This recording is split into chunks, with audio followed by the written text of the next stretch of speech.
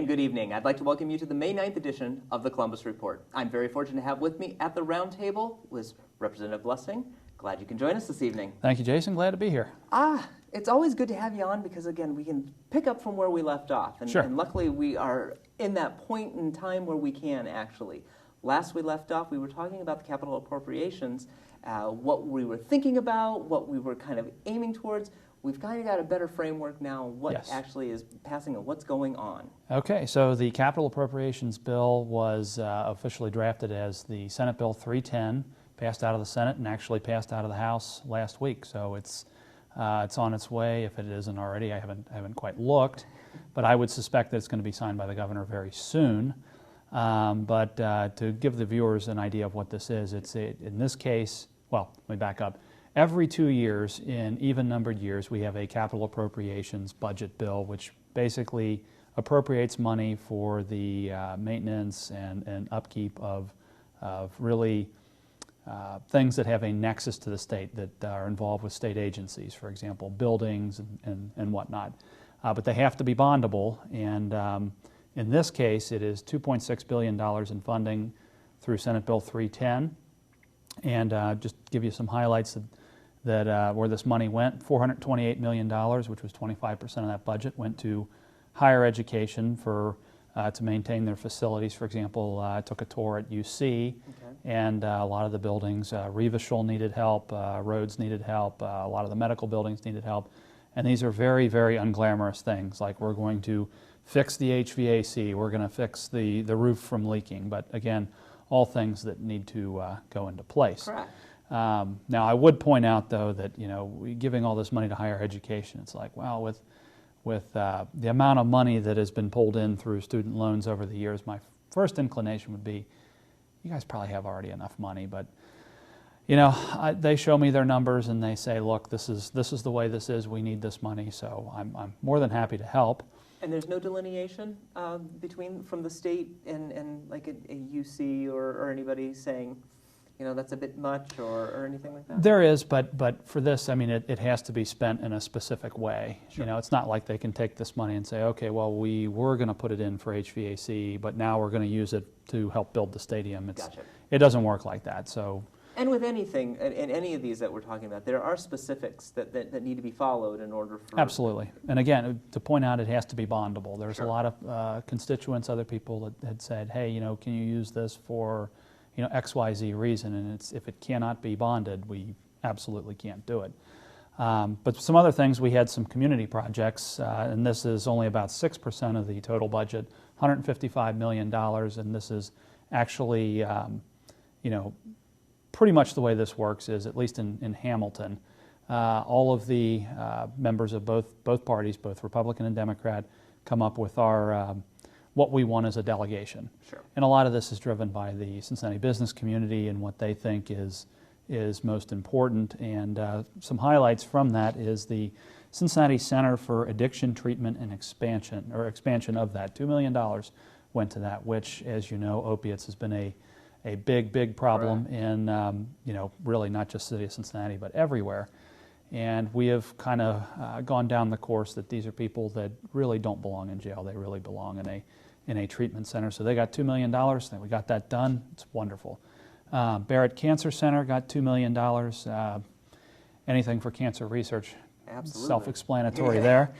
Reading Floodplain Study and Remediation Planning, $200,000. Cincinnati Art Museum got $750,000. Now, really?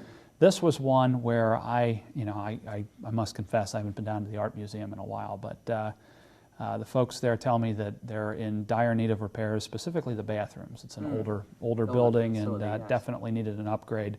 And some of the other members were telling me, they're like, yeah, we've been down there recently. It's not that pleasant. So I'm like, okay. So yes, I was glad to see that. Chamberlain Park improvements, Boys and Girls Hope Home of Cincinnati, $250,000. People working cooperatively, $250,000. Hebrew Union American Jewish Archives, $150,000, and Green Township Hike and Bike Trail, $150,000. So these are some of the things that the money is spent on more close to home. Sure. And I would point out for those listening that we send out information packets, people to basically apply every 2 years. Mm-hmm. Now, obviously we're done for this cycle, but I would encourage people that have projects in mind to submit them to my office. I mean, it's never too early to do that for the next cycle. But one other thing that I wanted to point out was the biggest part of the capital appropriations bill is the $650 million capital appropriations that go to the Ohio School Facilities Commission to rebuild a lot of the K-12 schools throughout the state of Ohio, which, as you may know, some of them you take tours through and it's like, we're getting to that point where we want to upgrade it. And even I think in Coleraine we've had a few that are correct. that the are whole being Northwest upgraded. School will be Correct. going through that transition here shortly. That's And right. A lot of them are much needed. That's right. As you can see, with Coleraine Middle School being as old as it is and bringing that about. I was curious with the 25% of it going, that larger chunk going to the higher education, is that normal in an appropriation? It is actually, and this is below what it was pre-recession. So I mean, if you compare it to, you know, what the last capital appropriations budget that went through before the recession, now I would add, I can't remember if it was the 128th or 129th. I think it was the 128th. There was no capital appropriations budget bill at all. So colleges, local communities got nothing. So if you look at it from that metric, yeah, of course it's been higher. But basically we've kind of done one of these where it went down and then just kind of went back up on par. So this adjusted for inflation, there haven't been major increases. But generally speaking, higher education gets a large portion of it. And there are a lot of folks out there that think that you know, there's not enough money that does go into higher education. But that's a debate for a different day. I was going to say, that's a completely different debate. And we've had some of those here every once in a while in that you know, education is important. Looking at the list that we did have for that will be touching Cincinnati and Hamilton County, that's a very unique, I would call it dome or expanse of what's going on, from bike trails to cancer research. Realistically, what was the driving force for a lot of these? I mean, obviously the cancer one was like, you know, almost like a no-brainer, check mark and that box as you're going through. But I'm sure you looked through many different projects. Right. Yes, we do. Well, again, they have to be bondable, and a lot of them were knocked out because of that. But a lot of these have also been member-driven. So, for example, the Reading floodplain study, I would suspect that came from either Senator Seitz or Representative Jonathan Deaver, because they, of course, represent Reading. Green Township's the same way, Seitz and Terre Haute. They probably brought that forward. Everything else, the big ones like the Cincinnati Center for Addiction Treatment expansion, I would be willing to guarantee you that a lot of the local hospitals said we want this money. And there are, of course, you know, wealthy businessmen, businesses in general, that get together and say, look, we want to drive this. I mean, I think even some folks on city council will have, Cincinnati City Council will have input on, hey, what we think money should go to, because naturally they represent the city of Cincinnati where a lot of the money does go. Right. But yeah, it was basically the Cincinnati business community was a big driver behind this. Guys like Castellini, George Vincent, Fifth Third, I think he had some involvement in it.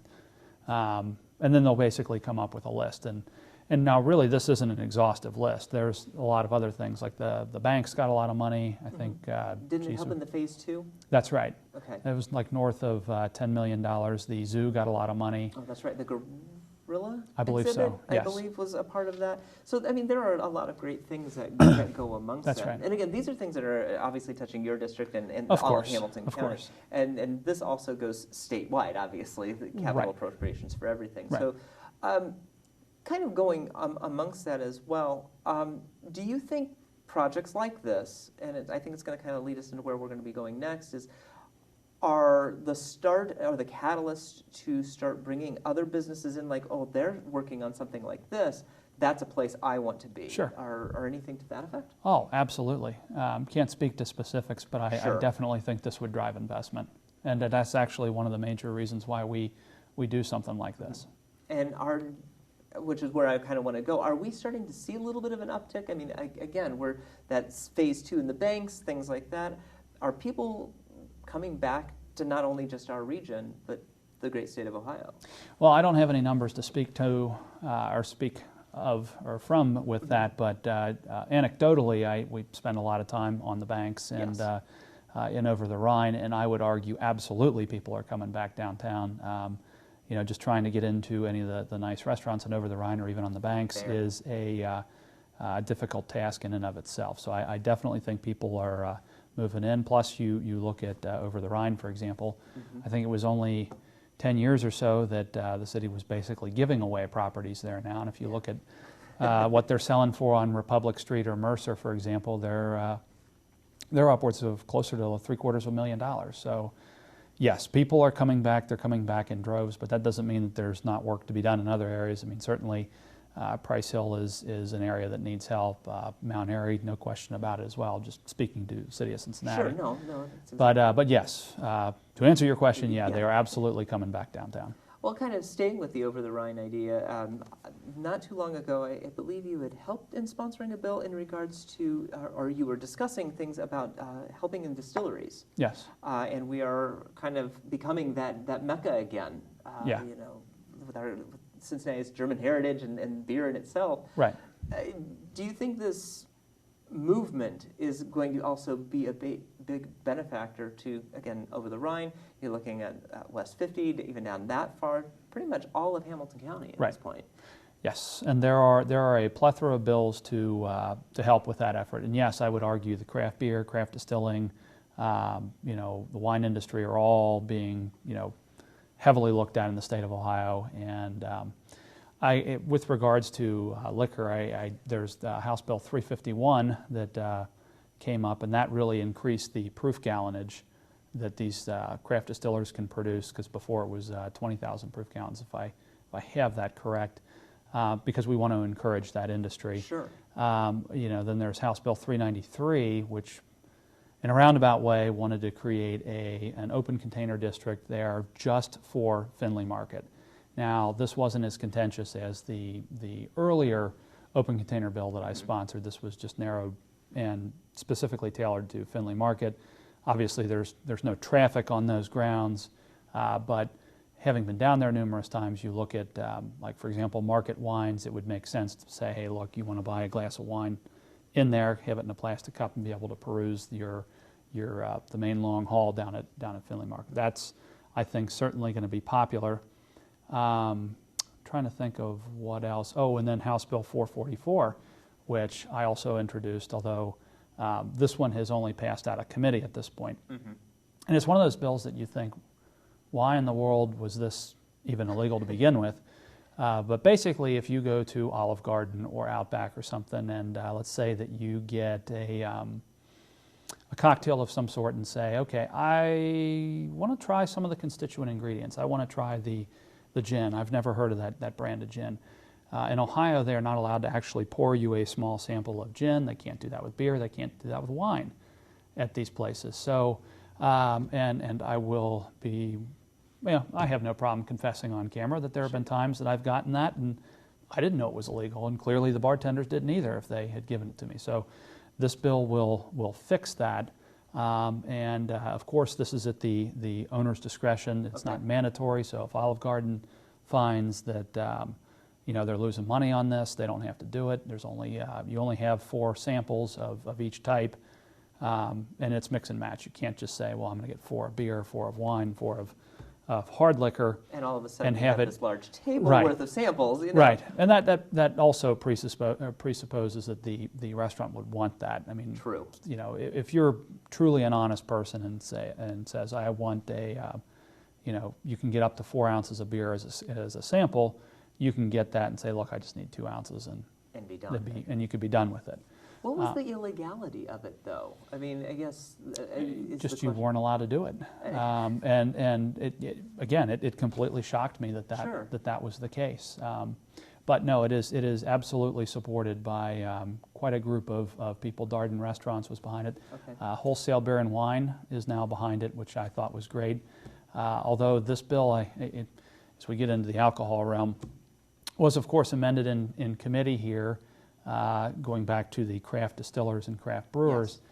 So if you think of, what's the brewery that I'm missing here? Is it Stone Brewery? It's out west? Stone is out west, yes. That's right. And I think they had a while back wanted to come to Ohio along with some other breweries and ran into this issue that the ABV limit for beer in Ohio was too low. They couldn't sell some of their their higher alcohol IPAs, from which they're known for. Stone and Dogfish are two of the big ones. Dogfish Correct. being the one that has actually a 120-minute IPA, which is, if you were a beer and wine connoisseur, you hunt this out. My cousin, who actually is a master brewer in Kansas City now, Very nice. he highly seeks this out every year. I mean, he will literally wait. Right. It was brought to my attention, and I'm like, oh, we'll wait. And we're waiting, and like, it's not coming to Ohio. Right. And again, here's the reason why. Right, that's right. And so it's 12% currently in the state of Ohio. The amendment knocked it up to 15%, and that wasn't without some folks opposing it. Sure. You know, that specifically some of the bigger brewers felt, look, this is too much. We don't want Four Loko in Ohio, and their argument with the Four Loko model wasn't so much that it's Four Loko. They had an issue with the fact that these guys were selling 24-ounce cans of beer that's 14% alcohol by volume, which is equivalent to, you know, I don't know off the top of my head, maybe 8 or 9 standard beers in one can, One can.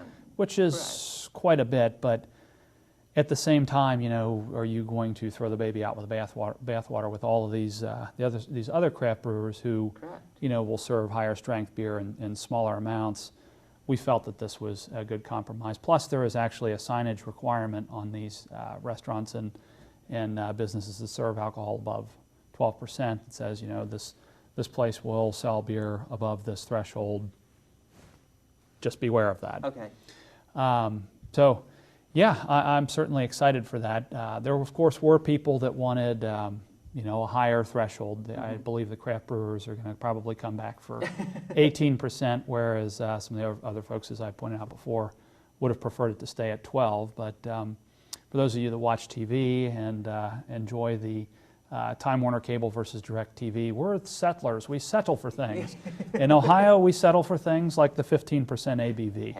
But we have fresh milk for the journey home. So, yeah, but it's been a compromise, and it passed through committee unanimously, and we're awaiting a floor vote for that. But That's great. But back to 393 real quick, Yes. as we're all As over we the kind place of all with over, this. but we're kind of bringing this all together. Correct. 393 has officially been amended into House Bill 37, which is now in the Senate. And House Bill 37 was the bill that allowed North Market in Columbus to have open container. Yes. So we will see how that goes, but lots of stuff going on in the Senate. You know, we talk about the ABV limits going up in the House. There's talk of increasing it yet even more in the Senate and possibly amending it into that bill. So if you're following alcohol, this is actually a fairly exciting year in the state of Ohio. Well, and it is, because again, this is something you would never have expected to hear being discussed. That's right. And it's openly being discussed, and it's actually being intelligently discussed, as opposed to, well, it's just a syntax, a part of those whole syntax ideas. Yep. This is a wonderful way to actually bring up conversation. Going with the one for the Findlay market for 393 here, I would assume, similar to the way restaurants are presented to have outdoor seating and outdoor patios, Yeah. that there would have to be some railings or some type of constraint put upon that. Yeah.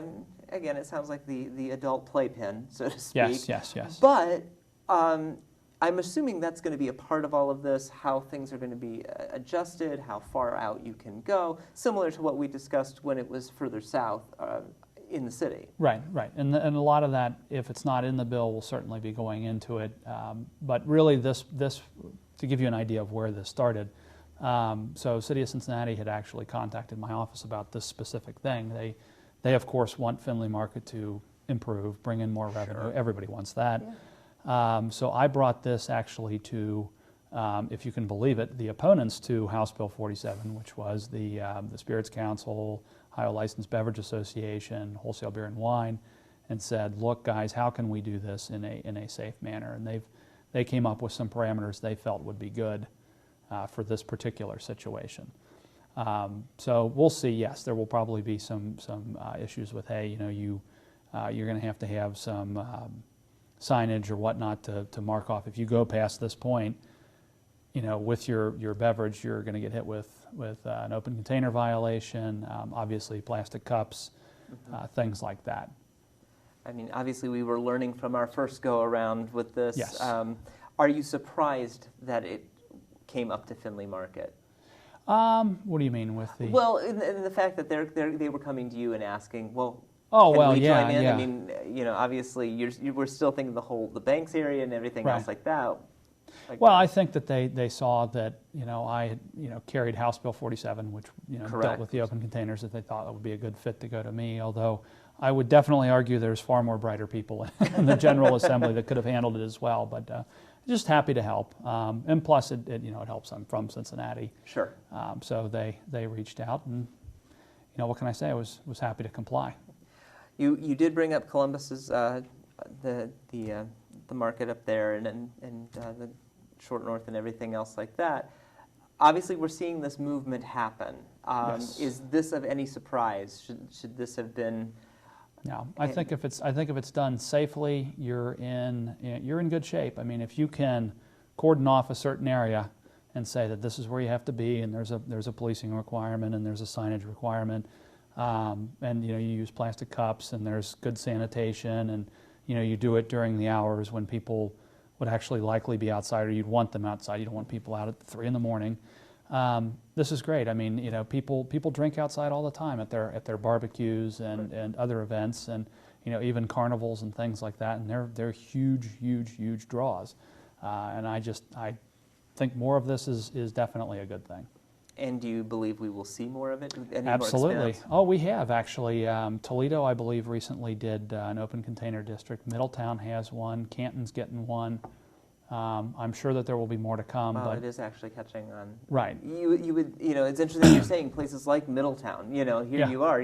It's not just the city of Cincinnati. not. It's not just Columbus. It is any Right. city that wants to help propel its revenue. Absolutely. And to be clear, again, these don't have to be big, gigantic, large areas of land. I mean, you could just have, really 4 or more restaurants, permit holders in a Correct. small area that may be, nothing more than just a simple plaza doing that, if they so chose.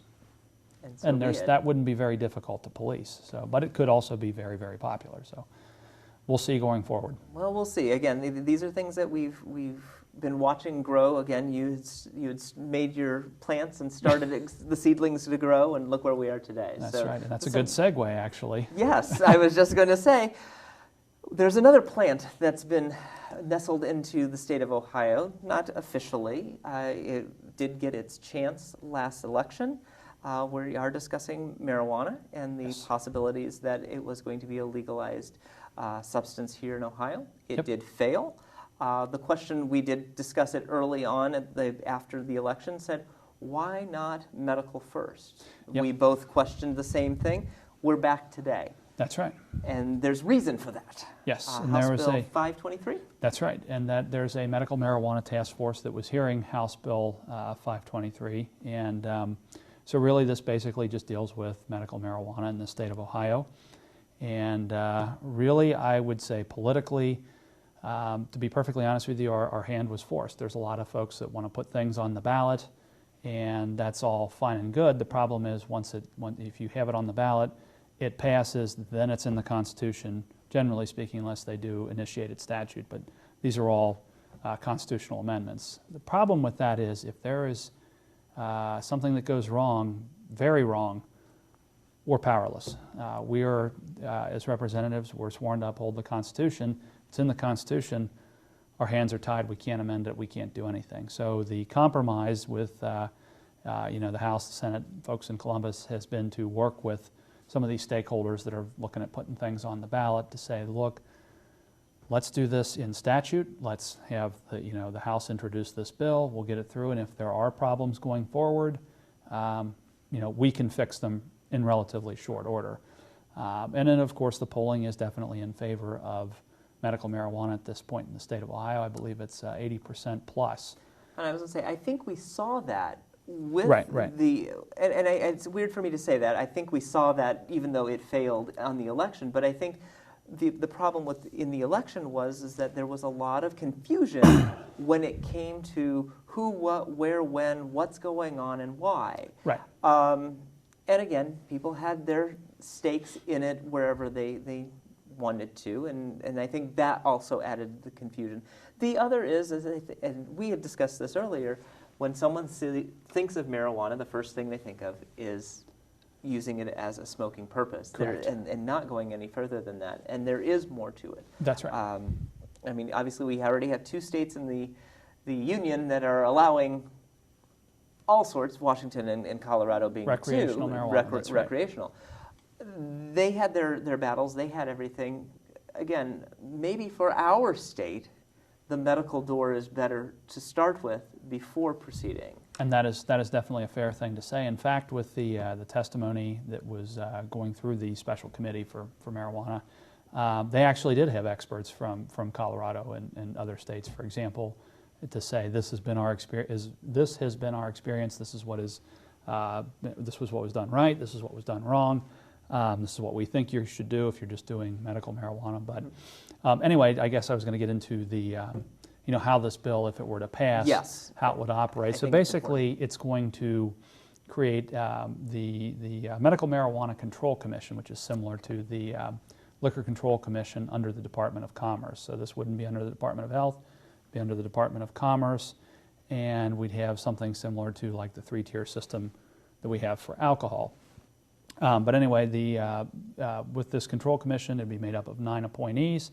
Again, there's a lot to this bill, and I would point out this is like hot off the press. I mean, in terms of when this bill was officially introduced to when it will be likely passed, which is next week, or sorry, this week even. Where am I going? Yeah, I was going to say, Monday I think we were here. Talking, yeah, so we're basically looking at a span of a couple weeks for that. But anyway, the Medical Marijuana Control Commission is made up of 9 appointees. Governor, Speaker, Senate President, 1 from the minority leader of each chamber. Appointees come from a variety of backgrounds. You're going to have doctors, pharmacists, law enforcement, labor, drug addiction, and treatment folks, as well as others. And they will come up with a lot of the rules regarding the cultivating, processing, other recommendations with regards to how we regulate medical marijuana. But I would point out that they have actually enumerated the conditions that you can have and actually be prescribed medical marijuana. And it is in a humongous list. I won't go over it, but things like Alzheimer's and ALS and whatnot. There is actually something in there which, to me, is a bit of a cause for concern. It says that if you're under extreme pain. I was going to say, usually it's pain is the umbrella that is very touchy.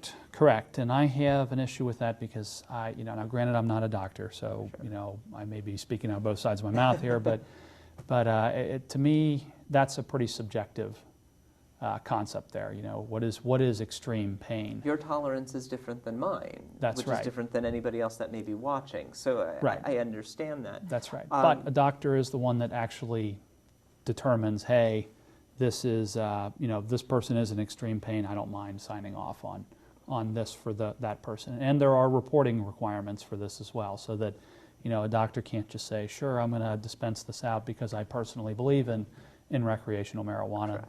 They have to report that back, and if it's turning out that, hey, this person is prescribing to people that, for example, other doctors might not have done, there's going to be problems with that. But I would also point out that there's actually there's no smoking component to this at all, and you can't grow it on your own. It'll be very, very tightly regulated. So the forms that you can get it in is like pill form, oil form, vapor form you can do. Yeah, we're going to have to see how this plays out. But some things that are nice is it's going to become a Schedule II drug in Ohio. And of course, we're going to call for the Federal Drug Enforcement Agency to make the drug Schedule II nationwide. And one of the reasons that we are doing this in this bill is to ensure that we can do proper testing on something like this, and have some medical folks actually have a lot of data build up on marijuana, so that we can have recommendations going forward. And obviously, you're not taking this lightly. Obviously, with enough of a medical touch to it, there's plenty that you're going into. That's right. I think you're going to have those lock and key components that will help ease, hopefully, the minds of those that have the idea that this is just an illegal drug and everybody should just run away from it. And, right. Now, we did mention, obviously, pain was obviously going to be one way that I was going to go, and that Right. was one of the questions. But you had mentioned pill, oil, and vapor are the That's right. possible means of ingestion. That's right. Cultivating, where will they be? Obviously, you cannot grow, would not be able to grow in the state personally, but would medically they be able to grow, or is it going to be from an outside source coming to the state? I don't think they have that defined yet. My guess is it would be some third party Okay. here in Ohio. No monopoly, of course, because Right, we've dealt with that. that's what we dealt And with if already. something happened very badly with this going forward, we could, of course, change it in the revised code. But yeah, that would be my understanding, that this would be regulated by that new Medical Marijuana Control Commission that would say, you are the people that can actually grow it. That's it, nobody else. Which, look, this isn't a recreational marijuana business here. Correct. This is, we want to keep a very, very controlled amount that doctors can prescribe and no more. It has to be for a legitimate medical purpose. At least that is what they're trying. And again, with the pain issue, I have my reservations, but. I mean, obviously, the first part that you were talking about, the Alzheimer's, ALS, we have seen studies that do show that certain use and certain dosages of this plant right. Yeah. have been of great success. Mm-hmm. Again, the idea of pain, where do you draw that line? We talked about tolerance level. We can talk about, well, it kind of goes in with the appropriations. Not to say that the marijuana and opiates are still one and the same. However, pain medication is pain medication. Yes. And we're trying to combat one without the other. Again, you can tell I've got my horns on. I've got my red cape on. I'm playing the advocate here. But is that part of that fear, that if we're combating one already and we're going to start cultivating another, is that part of a possible fear? I guess it is, but having talked to some of the doctors in the House, they have been saying that, look, marijuana isn't addictive. So I guess from the standpoint, if you're dispensing this from doctors and it's in your house, it's not like the same way that it is where it's like opiates, where people do get stuck on that and they're breaking into houses trying to find Correct. it. I guess that's a plus. However, law enforcement has told me, even here at home, that people that they talk to that were formerly addicted to opiates have said, "Are you guys crazy? Like if we started messing with marijuana, we'd be right back at the opiates." So there is definitely some argument to it being a gateway drug. Mm-hmm. It's tough. I mean, with this, it has to be very tightly controlled. But again, the problem is politically. You're screwed one way or another, in the sense that if we don't do something about this, it's definitely going to come to the ballot. And given the polling on something like this, again being the 80% range and higher, Mm-hmm. it would pass. And then once it's in the Constitution, we can't do anything about it. And well, we could, but it would be a very, very difficult prospect to put something on the ballot. Then, suppose that passes, what about the next thing down the road? Would we constantly be wanting to revise this somehow by going to the voters every single time? It would just be a disaster. But thankfully, again, the leadership and both chambers have been working, and the administration have been working with the folks that do want to put things on the ballot to come to something that, hey, we can all agree on, because again, they're not going to back down from the ballot until they believe that something is going to happen in the state of Ohio. Again, if you're looking at something, again, most people thought we put this to rest in November. We're back here in May. Right. See, and how quickly. And again, we're talking just in a few days. Right. This is coming up for. That's right. Why do you think the speed? That was something we didn't discuss earlier. What is it constituting the speed? The speed? Well, because there are already people that have gotten the signatures and have been cleared to start. Well, I take that back. They haven't got the signatures, but they got the signatures and the language ready that they gave to the Attorney General's office, and it has been certified that, hey, you can go start collecting signatures. Now, once again, these are some very well-funded people. Mm-hmm. I believe the one group, their name's escaping me, but they're from Washington, D.C. They're funded very, very well, and with polling like that in the 80% range, it's not going to take much to get something on the ballot that is likely to pass. So the speed is basically to say, look, we're serious, we're going to get something done quickly that's going to match what you guys are doing, but it's in the revised code and not the Constitution. So if some problems arise, it can be fixed, it can be controlled. The power is still with the legislature, which is where it should be. I mean, you don't want a situation where, you know, I'm trying to remember, I think it was the Enquirer that referred to it, and pardon my French for this, they referred to it as Californication, where California constantly puts things on the ballot and the legislature is kind of like, what do we do now? You know, now we've got to work with this and that. At some point you say, hey, look, we are a representative republic, let the representatives do their job on this one. So, but the speed really is to just block a lot of the stuff from getting into the Constitution. You said that it was going through the Commerce Department, correct? Yeah. Rather than medical, anything in that That's regards? right. Why so? If this is a medical issue, why? It is an issue that has bothered me too. I don't know why. Part of my worry with all this, and you know, I don't have any other way to say it, is that, you know, perhaps they are preparing at some point for recreational marijuana. Otherwise, you're right, it should be under the Department of Health, for example, as opposed to the Department of Commerce. And again, I have some serious reservations with this bill, and I could tell you, even in its current form, with all these safeguards in place, I'm a likely no on this bill. But, you know, again, you're drawn back every time to what goes on the ballot, and what do you do there? So it's kind of a catch-22 with this legislation at this point. It's not going to please everybody.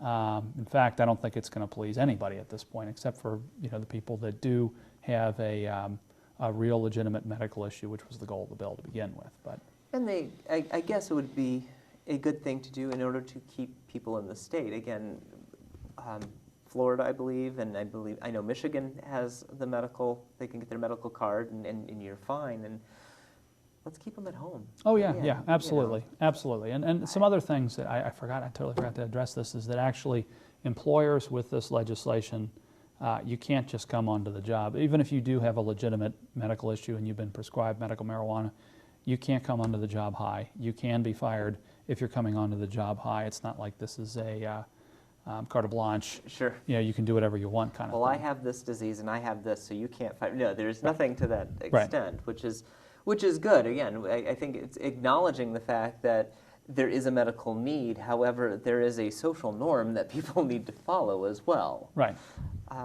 I think without a safeguard like that, again, those fears and those ideas of that everybody is just going to be taking this, what was medically now becomes recreationally, and then what do you do? Exactly.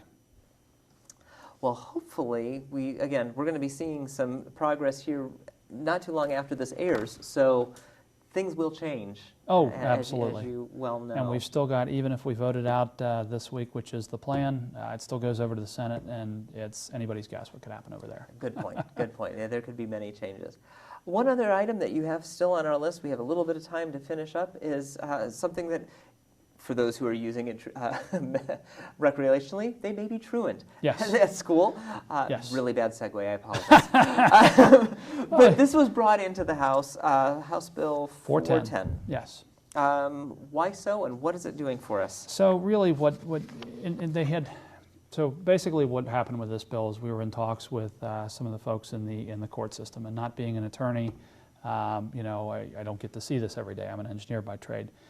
Basically what they want to do is to keep the kids and the families out of the court system, and they want to do this at the school level here and say if kids are not showing up, you intervene early, you intervene with the parents and other interested parties, and you make sure that they formulate a plan going forward and just avoid the courts at all costs. And there are actually a few keys that I had here, and you know, basically we're ensuring that no child will be adjudicated as delinquent solely on the basis of being truant. See, kids were being thrown into the court system early, and when you do that, as I'm being told by a lot of folks in the education arena, that when you do something like that, you shut down communications, period, with the parents in the school. They're like, look, you punished us, that's that, we're not playing ball. So this really just tries to keep them, you know, going to school. We were trying to work with them. Obviously, there definitely would be people that for whatever reason, continue to flout the law, flout the school, and they, of course, would be going to the court system. But this is to try to make sure that we're intervening early and keeping them on track without getting them in trouble and having a record before they're even 18. And then the other point was this requires the courts and schools to report data at each step of the process, allowing for them to review intervention strategies. This is the big thing with a lot of things that we do in Ohio. We don't have good data on a lot of this, and this will allow us to pull in good data, what did work, what didn't work, and I think we'll be in a much better place for having done this. I like the key in this bill and the fact that we're having the schools take the responsibility in Yes. this. Why wasn't it there to begin with? You would think back in the day it was, and Yeah. obviously that power was removed. Right. Reinstilling this bit of responsibility seems like a win-win for everyone. I Yeah, guess. without knowing the numbers with regards to truancy rates, I mean, let's suppose that things were, a little bit better so many years ago, where people just weren't as truant as they are today. Perhaps that's what drove it. They're finding more and more kids, they're just not coming to school. Okay, we need to address this. The courts are overloaded. They can't deal with any more of this. This is a good way to help them, and then of course help the schools and the students at the same time. But historically speaking, I have no idea why this wasn't addressed. But if they got everything right the first time, my job would be pretty easy in Columbus. Good I'd point. just go up there and be like, we're still doing well. So All right, my office is here. Everything's good. All right, going out for lunch. No, Right. and that's not exactly. Yeah, we jest. understood. Yes, but, yes.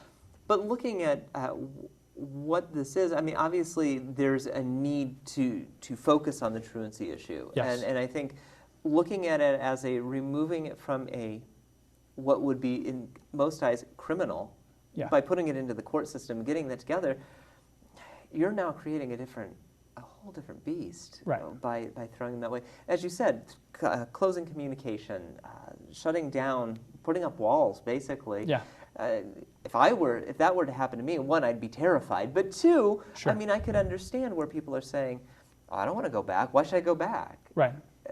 So, in a way, is this not helping or enhancing the possibility of, as you're saying, getting that data to find the right means so that everyone gets I don't want to say finished, but a formal education to its nth degree. Right. To go from- Absolutely. I mean, and that's the other thing. When you throw the hammer at some of these kids early on, it's not necessarily the kid. I mean, you have no idea. I'm not saying just you, but most people have any idea what is going on behind the scenes. This way, you can force the parents to come in. I mean, for example, you could have a kid that's just not fed properly. Has the parent. Let's suppose that the parents are very poor and drug addicted, and the kid has never really learned a lot of the things that you need to learn in life. Sure. For example, just simple things like personal hygiene and dental and oral hygiene. They may have a horrible toothache and they're like, I'm just bedridden today, and the parents are AWOL. There's nobody there to force them to go to school. I mean, it could be, I hate to use this phrase, a hot mess No, at their that's a house. fair And answer. this way, the school can come in and say, look, we need to fix this. You need to do this, this, this, and this. We'll help you with this, and at least give them the opportunity to fix a lot of the problems. And it would seem like common sense that people should know, oh, yeah, you should go to school every day, you should do this every day. But as I'm finding out as a legislator, that's not often the case. There are a lot of people that, generation after generation after generation, the cycle of poverty has gotten them to have, very perverse views of the way that they're supposed to live and act in Sure. a civil society. The description that you gave and the scenario that you gave in bringing the school coming in and noticing the problem and helping with that problem, is it not almost bringing it back to the basics in which the community helps one another to go about? Simple as that. Yeah. Yes, absolutely. I'm just inferring by what you're stating, but to me, that's exactly what this bill is trying to do, is Yes. trying to build that stronger community so that everyone can succeed. That's right. And again, we've talked about things about, sometimes it's not always best that everybody wins, but in a situation like this, Yes. this is where, again, you're giving a great scenario and showing that We don't know what's lying underneath that calm ocean. That's right. What may be underneath may be something that you may or may not be able to help, but if you can at least guide or at least know one way or an avenue to do without throwing them into the court system and without throwing them into juvenile detention or wherever they may be going. Absolutely. Absolutely. You know, it's the same thing with just, you know, personal health. Prevention is far better than, in my opinion, you know, excellent medical care after you've lived a life of, you know, eating the worst possible foods and drinking alcohol and smoking and doing all these things. That preventative care is much better. And in this case, that early intervention, you know, can solve, you know, a lot of problems early on, whereas if you get a kid that's been in and out of jail and has gotten a record, chances are they're going to be poor, they're going to be in jail later on in life, you know, they're not going to have the best of health. It's going to cost society an awful lot of money. And not to mention the poor kid's going to be, you know, having a lifetime of hardship based on things that, you know, they were very young, didn't know any better, and it's just a sad situation. We just want to avoid that at all cost. Well, it sounds like this is really gearing up to be one great means to help strengthen yes. I certainly think so. Small communities as well as the state itself. Absolutely. One last thing to talk about before we head out? Online voter registration. We've always brought this up, and we've been following its progress. Where are we as of today? So it is still in committee. We actually had some amendments this past week that went into that bill. And for the viewers, all this would allow you to do is register to vote online. Not actually vote, just register. And the key with this is that you have to have a valid driver's license. That's the linchpin for all of this. So that they can do a cross-check and say that this person is not only has their driver's license, but they're an actual citizen, they're of age, all of this stuff is in order. Okay, we can register them to vote.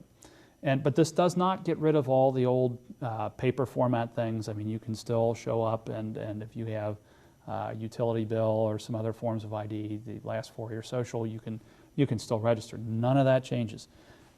I look at this as really just a convenience to those people that already do have their driver's license that may have come from out of state, and they get their Ohio driver's license or state ID, and then they can say, okay, great, I can give this online, done, and now I'm registered. You're adding convenience to something that, again, a lot of people either forget or push off.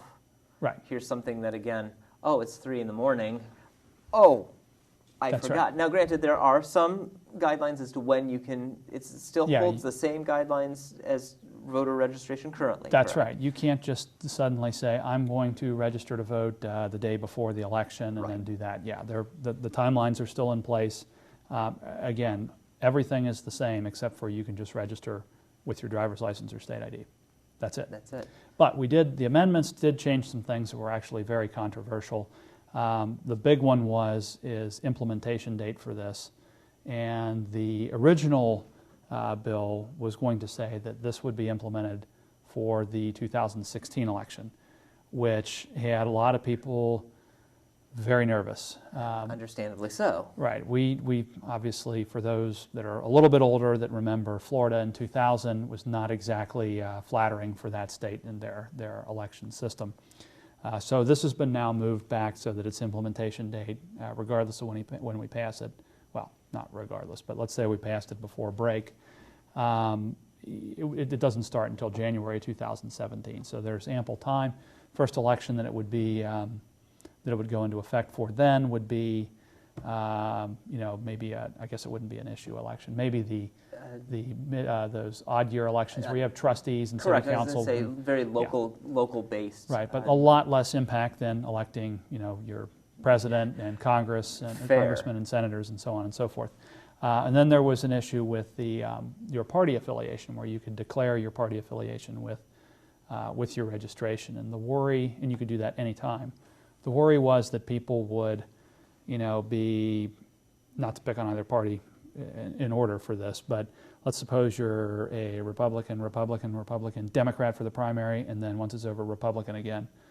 That's the kind of thing that you want to avoid. You don't want people gaming the system. If you're truly a Republican, truly a Democrat, great. You can vote in your respective primary, but this was pretty controversial with a lot of members, and we thought, look, we should get this out of the way. But with this, with those safeguards in place, there's a lot of people, both sides of the aisle, that support this.